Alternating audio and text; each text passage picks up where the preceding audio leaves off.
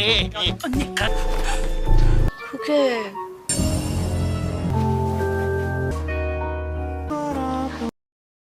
Welcome back rockets. आज हम देखने वाले हैं ईट लव किल सीरीज का 7वां एपिसोड। तो पिछले एपिसोड में ली के मैसेजेस को देखकर डा ह्यून को यकीन हो गया था कि ली जिंदा है। इस एपिसोड की शुरुआत में ली को दिखाते हैं। दरअसल सर पर चोट आने के कारण वो हॉस्पिटल में एडमिट हो गया था और तब से उसकी ट्रीटमेंट चल रही है।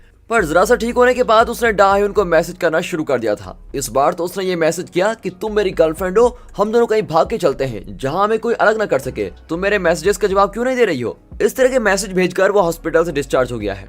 यहाँ डा ह्यून की माँ और नानी उसे बता देती हैं कि युगेन ली की दीदी है, वो अपने भाई को ढूंढ रही है और उसे हम पर शक भी हो गया है। वो जरूर हमसे बदला लेने के लिए यहाँ पर आई है। इतना ही नहीं, ली का फोन अभी भी डा ह्यून के पास ही है। अगर ये पुलिस के हाथ लग गया तो डा ह्यून फंस जाएगी।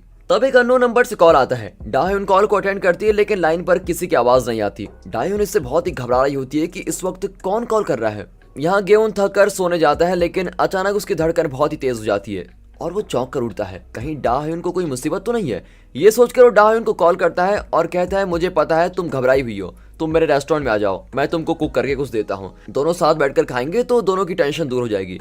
डा ह्यून घर के बाहर जाती है लेकिन युगेन बाहर उसका इंतजार कर रही होती है। इतने में गेउन बाहर आकर कहता है कि युगेन, तुम इस वक्त यहाँ पर क्या कर रही हो। डा ह्यून कहती है कि तुम टेंशन मत लो, युगेन मुझसे कुछ पूछना चाहती है। अब दोनों अंदर बैठकर बातें करती है। युगेन कहती है कि कई दिन से मेरा भाई ली गायब है और मैं जानती हूँ कि तुम उसके बारे में कुछ न कुछ तो जरूर जानती हो। प्लीज मुझे सिर्फ इतना बताओ कि वो कहाँ पर है, क्या वो जिंदा है या फिर तुमने उसको कहीं बंद करके रखा हुआ है। डा ह्यून कहती है कि मैंने ऐसा कुछ भी नहीं किया है, मैं सिर्फ इतना जानती हूँ कि वो जिंदा है और वो मुझे ढूंढता हुआ यहाँ पर जरूर आएगा, लेकिन पता नहीं वो कब आएगा और मेरा क्या हल करने वाला है। इसी बीच ली गेहून के रेस्टोरेंट में आता है। गेहून उसे नहीं पहचानता और कस्टमर समझकर कहता है, सर रेस्टोरेंट बंद हो चुका है, अब हम फूड सर्व नहीं करेंगे। इस पर ली कहता है कि कोई बात नहीं, मेरी गर्लफ्रेंड यहीं पास में रहती है इसलिए यहाँ मेरा आना जाना लगा रहेगा। और हाँ, क्या आप भी उस फ्रिज को यूज करते हैं। अब ली के जाने के बाद गेहून को शक होता है कि इसकी अजीब बातों से तो लगता है कि यही ली है। वो तुरंत डा ह्यून को कॉल करता है और पूछता है कि तुम कहाँ पर हो। वो कहती है कि युगेन को थोड़ी दूर छोड़ने आई थी, अब घर लौट रही हूँ। अरे तुम पागल हो क्या युगेन अपने घर का रास्ता नहीं जानती जो तुम उसके साथ चली गई। तुम कहाँ हो ये बताओ, मैं भी वहीं पर आ रहा हूँ। और सुनो, कुछ भी हो जाए कॉल मत काटना, समझी, कॉल मत काटना। ये कहकर गेहून उस जगह के लिए निकलता है। अब डा ह्यून अपने सामने ली को पाती है लेकिन वो कुछ रिएक्ट ही नहीं कर पाती और फ्रीज होकर खड़ी रहती है। ली उसके बहुत पास आकर उसको डराता है कि अब मुझे तुमसे कोई अलग नहीं कर सकेगा। डा ह्यून बचने की कोशिश करती है लेकिन वो नहीं छोड़ता। वो कहती है कि मैं तुम्हें बिल्कुल पसंद नहीं करती और तुम्हारे साथ लाइफ बिताने के बारे में तो मैं कभी सोच भी नहीं सकती। तब ली उसे एक सच्चाई बताता है कि हम दोनों एक दूसरे को बचपन से जानते हैं, जरा याद करो। लेकिन डा ह्यून को कुछ भी याद नहीं आता। फिर ली को धक्का देकर वो भागने लगती है और सामने से आते हुए गेहूं से टकरा जाती है। वो बताती है कि ली आ गया है। डा ह्यून को वहीं छोड़कर गेहूं ली के पास जाकर कहता है, तुम जिंदा हो ये बड़ी अच्छी बात है, लेकिन अगर तुमने फिर से डा ह्यून को परेशान किया तो मैं चुप नहीं रहूंगा। अब ली गेहूं पर अटैक करने के लिए कोई वेपन निकालता है लेकिन वहां पर सीसीटीवी को देखकर वो चुपचाप चला जाता है। अब डा ह्यून को फिर से डांट पड़ती है कि तुमने कॉल क्यों काटा, अगर मैं ठीक वक्त पर नहीं आता तो पता नहीं तुम्हारा क्या होता। मुझे कुछ भी हो तुम्हें इससे क्या। इस पर गेहूं लगभग कह ही देता है कि मैं तुमको पसंद करता हूँ, लेकिन डा ह्यून की माँ और नानी ऐन वक्त पर आकर उसको टोक देती है, तुम हमेशा मेरी बेटी से रात रात भर क्यों बातें करते रहते हो। और ये कहकर वो डा ह्यून को मारने लगती है कि पढ़ाई तो ठीक से होती नहीं और डेट करने चली आई। डा ह्यून कहती है कि माँ मेरी बात सुनो, ली जिंदा है और वो मुझको अटैक करने के लिए यहाँ पर आया था, अगर गेहून ना होता तो तुम्हारी बेटी तो मर चुकी होती। अब ये सब सुनकर नानी डा ह्यून की माँ को पीटने लगती है और कहती है कि उस लड़के से माफी मांगो। अब चारों रेस्टोरेंट में जाकर डिस्कस करने लगते हैं। वे सोचते हैं कि क्यों ना हम पुलिस में कंप्लेंट कर दें कि ली डा ह्यून से एक तरफा प्यार करता है और उसको बहुत ही तंग कर रहा है। गेहून कहता है कि इस वक्त कंप्लेंट करना ठीक नहीं होगा क्योंकि हमारे पास इसका कोई भी सबूत नहीं है। अगर बदले में उसने पुलिस को बता दिया कि डा ह्यून ने उसको मार गिराया था और आप लोगों ने उसको फ्रिज में बंद कर दिया था तो मुसीबत आ जाएगी, इसीलिए हमें कोई पक्का प्लान बनाकर इस काम को अंजाम देना होगा।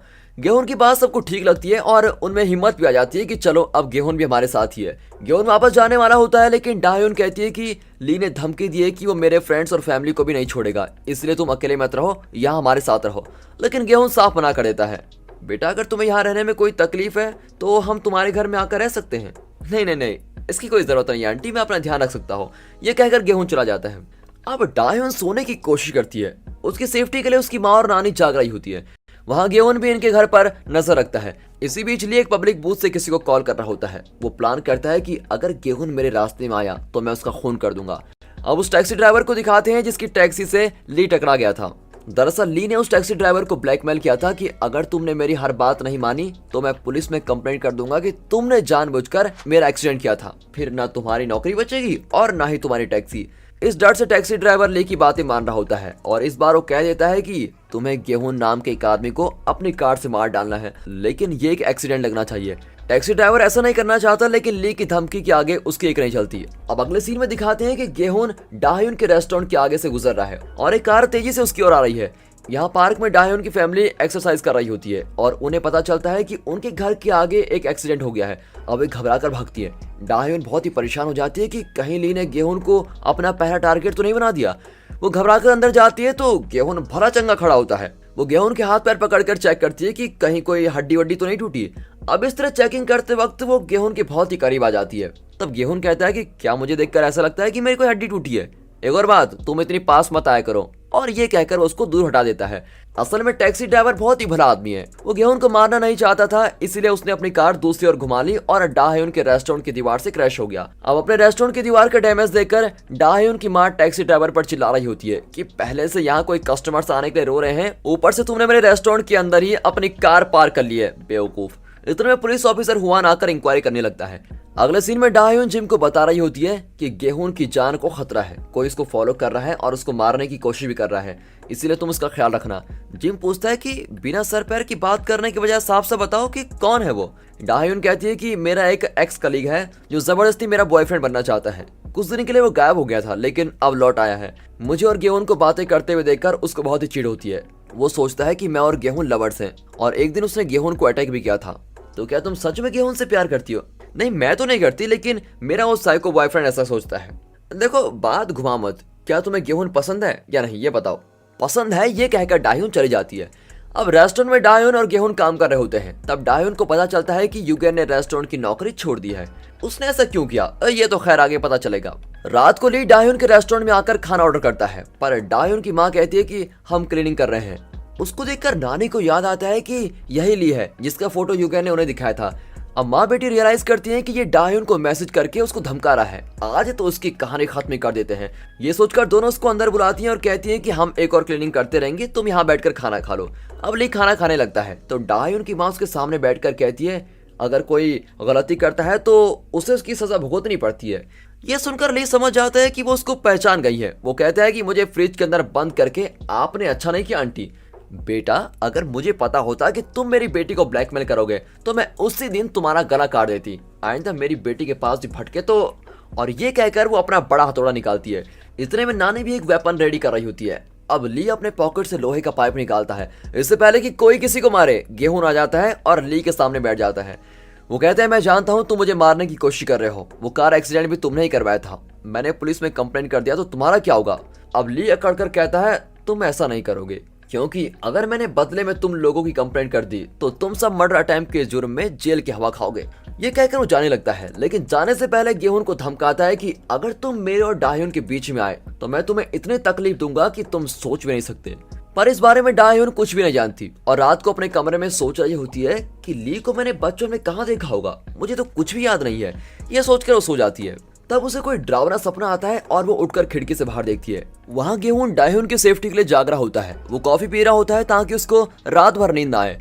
अब दोनों एक दूसरे को देखते हैं और फिर फोन पर चैट करने लगते हैं। डाह्युन पूछती है कि तुम जाग क्यों रहे हो? गेहूं रिप्लाई करता है कि मुझे नींद नहीं आ रही है।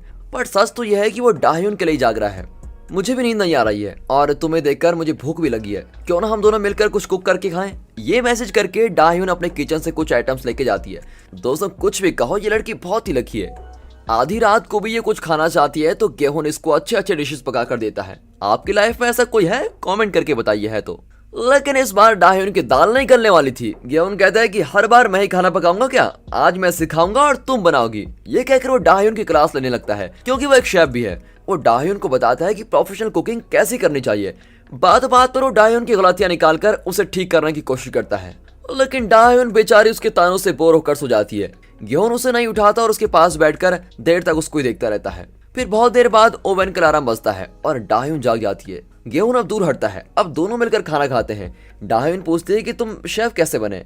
फिर गेहून बताता है कि मेरी बहन के खो जाने के बाद मेरी माँ अक्सर बीमार पड़ जाती थी, इसलिए मुझे उनके लिए खाना बनाना पड़ता था। फिर कुछ वक्त के बाद मुझे कुकिंग की आदत ही पड़ गई थी। फिर मैंने प्रॉपर कुकिंग सीखी और एक अच्छा शेफ बन गया। और उसके बाद डाह्यून खाना खाकर चली जाती है। फिर कुछ देर बाद वहाँ पर एक पपी आता है। दरअसल जिम उसको उठा के लाया था। वो कहता है कि ये भी इसी एरिया में रहता है, इसे भी थोड़ा खाना दो। ये कहकर वो पूछता है कि क्या तुम डाह्यून से प्यार करते हो? तुम दोनों को साथ देखकर मुझे तो लगता है तुम उसको चाहते हो। नहीं यार, जैसे इस वक्त इस पपी की मैं मदद कर रहा हूँ उसी तरह मैं डाह्यून की मदद कर रहा हूँ। वो कोई काम ढंग से तो करती नहीं, इसलिए मैं तो सिर्फ उसे काम के लिए ट्रेन कर रहा हूँ। मुझे ऐसे लोग बिल्कुल पसंद नहीं जो ठीक से काम नहीं करते और मुझे डिस्टर्ब करते रहते हैं। ऐन वक्त पर डाह्यून वहाँ पर आ जाती है और गेहून की बातें भी सुन लेती है। ये इडियट मुझे एक पपी से कंपेयर कर रहा है, ये सोचकर वो गेहून को घूरती हुई चली जाती है। अब अगले सीन में टैक्सी ड्राइवर गेहून से मिलता है और उसे बता देता है कि एक आदमी मुझे ब्लैकमेल कर रहा है कि मैं आपको मार डालूं, पर मैं ऐसा नहीं करूंगा। आप प्लीज उस दिन की बात को पुलिस को मत बताइए, वरना मेरी नौकरी चली जाएगी। अगर आपको कोई मदद चाहिए तो मुझे बताइए, मैं जरूर करूंगा। ये कहकर वो चला जाता है। गेहून उसकी मजबूरी समझ आता है और सोचता है कि बिना पुलिस को बताए वो इस ली से कैसे छुटकारा पाए। यहाँ रात भर डाह्यून सो नहीं पाती। उसे बुरे बुरे सपने आते हैं कि ली उसे अटैक कर रहा है या गेहून को अटैक कर रहा है। फिर अगले दिन वो पुलिस स्टेशन के पास जाती है और बड़ी कंफ्यूज होती है कि ली पर कंप्लेंट करूं या नहीं। इतने में टैक्सी ड्राइवर वहां पर आता है और विनती करता है कि प्लीज कंप्लेंट मत कीजिए, मैंने शेफ गेहून से बात कर ली है, आइंदा ऐसा कभी नहीं होगा। उसकी बातें सुनकर डाह्यून घर लौट रही होती है। गेहून वहां आकर डाह्यून को डांटता है कि अगर बाहर जाना ही है तो माँ या नानी को साथ लेकर जाओ, लेकिन डाह्यून एक भी शब्द नहीं कहती। फिर वो रेस्टोरेंट में जाकर अपना काम खत्म करके घर के लिए निकलती है। गेहून पूछता है कि तुम इतनी उदास क्यों और मुझसे बात क्यों नहीं करती, सच बताओ। अब डाह्यून को डर है कि अगर साइको ली ने उसे और गेहून को एक साथ देख लिया तो वो गेहून पर अटैक करेगा, इसीलिए वो कहती है कि अगर मैं और तुम ना मिलते तो इतनी परेशानी नहीं होती। आज के बाद हम दोनों सिर्फ अपने काम से काम रखेंगे तो अच्छा ही होगा। ये सुनकर गेहून को बहुत ही गुस्सा आता है। अरे इसमें इतना गुस्सा होने की क्या बात है? तुम मेरी सेफ्टी के लिए इतना कुछ कर रहे हो, लेकिन मेरी वजह से ली तुम्हारी जान के पीछे पड़ा हुआ है। अगर तुम्हें कुछ हो गया तो मैं सह नहीं पाऊंगी, क्योंकि मैं तुमसे प्यार करती हूँ। और इस तरह वो अपने दिल की बात साफ साफ बता देती है।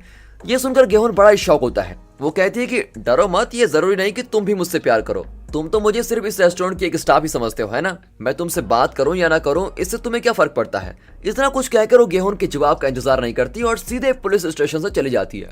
लेकिन अंदर जाने से पहले उसे ली का कॉल आता है। वो कहता है कि पुलिस में मेरे बारे में कंप्लेंट करोगी तो सबसे पहले वे तुम्हें अरेस्ट करेंगे। डाह्यून कहते हैं कि मुझे अब इसका कोई डर नहीं है, मैं अरेस्ट होने के लिए भी तैयार हूँ, लेकिन तुम्हें तुम्हारी गलती की सजा मैं दिलाकर ही रहूंगी। ली विनती करता है कि अंदर मत जाओ, हम बचपन से एक दूसरे को जानते हैं। तो वो कहती है कि अगर ये सच भी हुआ तो मुझे कोई फर्क नहीं पड़ता, आइंदा तुमने मुझे परेशान किया तो इस बार फ्रिज में बंद करके फ्रीज ही कर दूंगी। इस तरह उसे वार्न करके वो स्टेशन के अंदर जाती है। तो युगेन उसे कॉल करती है। वो डाह्यून को तुरंत रेस्टोरेंट में आने को कहती है। फिर डाह्यून रेस्टोरेंट लौट आती है, पर मिंजो और जे ने डाह्यून को पुलिस स्टेशन आते हुए और बिना कुछ कहे जाते हुए देख लिया था। वे सोचते हैं कि ये लड़की हर बार कुछ कहने के लिए स्टेशन तक आती है और फिर बिना कुछ कहे लौट जाती है। आखिर माजरा क्या है? इस बात का पता लगाने में राउंड्स पर निकलते हैं। यहाँ युगेन गेहून के रेस्टोरेंट में बैठी होती है। गेहून कहता है कि मैंने अभी अभी रेस्टोरेंट खोला है और मुझे आप जैसी एक्सपीरियंस शेफ की जरूरत है। मुझे बहुत बुरा लगा कि आप अचानक नौकरी छोड़कर चली गई। इनकी बातों के बीच में डाह्यून भी आ जाती है, पर अब एक नई मुसीबत आ गई है। डाह्यून को फॉलो करके ली भी वहां पर आ गया है और ली को देखते ही न जाने युगेन को क्या सूझा, वो एक चाकू लेकर ली को अटैक करने जाती है और इनकी कुछ भी समझ में नहीं आता कि ये हो क्या रहा है। और दोस्तों, इसी के साथ ये एपिसोड यहाँ पर खत्म होता है। लेकिन क्या आप गैस कर सकते हैं कि युगेन अपने भाई को अटैक करने क्यों जा रही थी? खैर, अगले एपिसोड में पता चल जाएगा कि आपका गैस ठीक था या गलत। बाकी वही, अगर ये एपिसोड आपको अच्छा लगा है तो लाइक कीजिए, चैनल को सब्सक्राइब करना बिल्कुल मत भूलिए। बाकी मिलते हैं अगली वीडियो में, तब तक के लिए goodbye and finally thanks for watching.